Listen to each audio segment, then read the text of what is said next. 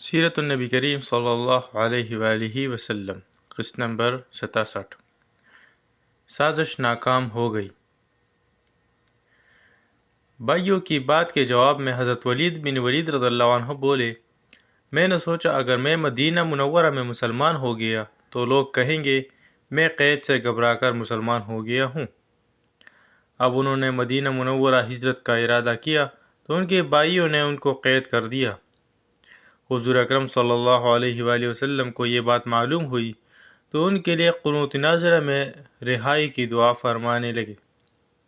آخر ایک دن ولید بن ولید رضی اللہ عنہ مکہ سے نکل بھاگنے میں کامیاب ہو گئے اور آپ صلی اللہ علیہ وآلہ وسلم کے پاس مدینہ منورہ پہنچ گئے۔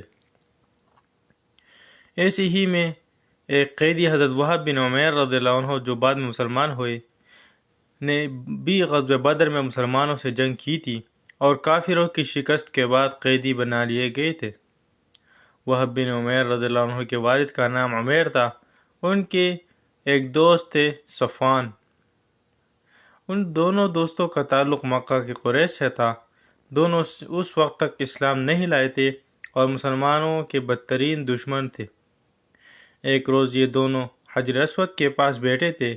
دونوں بدر میں قریش کی شکست کے بارے میں باتیں کرنے لگے، قتل ہونے والے بڑے بڑے سرداروں کا ذکر کرنے لگے۔ صفوان رضی اللہ عنہ نے کہا، اللہ کی قسم ان سرداروں کو قتل ہو جانے کے بعد زندگی کا مزہ ہی ختم ہو گیا ہے۔ یہ سن کر عمیر رضی اللہ عنہ نے کہا، تم سچ کہتے ہو، خدا کی قسم اگر مجھ پر ایک شخص کا قرض نہ ہوتا اور مجھے اپنے پیچھے بیوی بچوں کا خیال نہ ہوتا تو میں محمد صلی اللہ علیہ وآلہ وسلم کے پاس پہنچ کر انہیں قتل کر دیتا، معاذ اللہ۔ میرے پاس وہاں پہنچنے کی وجہ بھی موجود ہے۔ میرا اپنا بیٹا وہب ان کی قید میں ہے، وہ بدر کی لڑائی میں شریک تھا۔ یہ سننا تھا کہ صفوان رضی اللہ عنہ نے وعدہ کرتے ہوئے کہا، تمہارا قرض میرے ذمے ہے، میں ادا کروں گا، اور تمہارے بیوی بچوں کی ذمہ داری بھی میرے ذمے ہے۔ جب تک وہ زندہ رہیں گے میں ان کی کفالت کروں گا۔ عمر رضی اللہ عنہ نے یہ سن کر حضور صلی اللہ علیہ وسلم کے قدر کا پختہ عزم کیا اور کہا، بس تو پھر ٹھیک ہے، یہ معاملہ میرے اور تمہارے درمیان راز رہے گا، نہ تم کسی سے اس ساری بات کا ذکر کرو گے نہ میں۔ صفوان رضی اللہ عنہ نے وعدہ کر لیا۔ عمر رضی اللہ عنہ نے گھر جا کر اپنی تلوار نکالی، اس کی دھار کو تیز کیا اور پھر اس کو زہر میں بجھایا۔ پھر مکہ سے مدینہ کا رخ کیا۔ مسجد نبوی میں پہنچ کر عمر رضی اللہ عنہ نے دیکھا حضرت عمر رضی اللہ عنہ کچھ دوسرے مسلمانوں کے ساتھ بیٹھے غزوہ بدر کی باتیں کر رہے تھے۔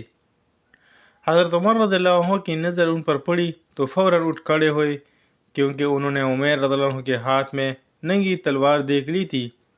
انہوں نے کہا، یہ خدا کا دشمن ضرور کسی بری ارادے سے آیا ہے۔ پھر وہ فوراً وہاں سے نبی کریم صلی اللہ علیہ وآلہ وسلم کے حجرہ مبارک میں گئے اور عرض کیا، اللہ کے رسول، خدا کا دشمن عمیر ننگی تلوار لے آیا ہے۔ حضور اکرم صلی اللہ علیہ وآلہ وسلم نے ارشاد فرمایا، عمر اسے میرے پاس سے اندر لے آؤ۔ حضرت عمر رضی اللہ عنہ فوراً باہر نکلے، تلوار کا پٹخا پکڑ کر انہیں اندر کھینچ لائے۔ اس وقت وہاں کچھ انصاری موجود تھے۔ حضرت عمر رضی اللہ عنہ نے ان سے فرمایا، تم لوگ بھی میرے ساتھ اندر آ جاؤ، کیونکہ مجھے اس کی نیت پر شک ہے۔ چنانچہ وہ اندر گئے۔ آن حضرت صلی اللہ علیہ وآلہ وسلم نے جب دیکھا کہ حضرت عمر رضی اللہ عنہ عمیر رضی اللہ عنہ کو اس طرح پکڑ کر لا رہے ہیں تو آپ صلی اللہ علیہ وآلہ وسلم نے فرمایا، عمر اسے چھوڑ دو، عمیر آگے آ جاؤ۔ چنانچہ عمیر آپ صلی اللہ علیہ وآلہ وسلم کے قریب آ گئے اور جاہلیت کے آداب کی طرف صبح بخیر کہا۔ حضور اقدس صلی اللہ علیہ وآلہ وسلم نے ارشاد فرمایا، عمیر ہمیں اسلام نے تمہارے اس سلام سے بہتر سلام عنایت فرمایا ہے، جو جنت والوں کا سلام ہے۔ اب تم بتاؤ تم کس لیے آئے ہو؟ عمیر بولے، میں اپنے قیدی بیٹے کے سلسلے میں بات کرنے آیا ہوں۔ اس پر آپ صلی اللہ علیہ وآلہ وسلم نے ارشاد فرمایا، پھر اس تلوار کا کیا مطلب؟ سچ بتاؤ کس لیے آئے ہو؟ عمیر بولے میں واقعی اپنے بیٹے کی رہائی کے سلسلے میں آیا ہوں۔ چونکہ حضرت عمیر رضی اللہ عنہ کے ارادے سے متعلق اللہ تعالیٰ نے حضور صلی اللہ علیہ وآلہ وسلم کو بذریعہ وحی پہلے سے بتا دیا تھا، اس لیے آپ صلی اللہ علیہ وآلہ وسلم نے ارشاد فرمایا، نہیں عمیر، یہ بات نہیں، بلکہ بات یہ ہے کہ کچھ دن پہلے تم اور صفوان حجر اسود کے پاس بیٹھے تھے اور تم دونوں اپنے مقتولوں کے بارے میں باتیں کر رہے تھے، ان مقتولوں کے جو بدر کی لڑائی میں مارے گئے اور جنہیں ایک گڑھے میں ڈال دیا گیا تھا۔ اس وقت تم نے صفوان سے کہا تھا کہ اگر تمہیں کسی کا قرض نہ ادا کرنا ہوتا اور پیچھے تمہیں اپنے بیوی بچوں کی فکر نہ ہوتی تو میں جا کر محمد صلی اللہ علیہ وسلم کو قتل کر دیتا۔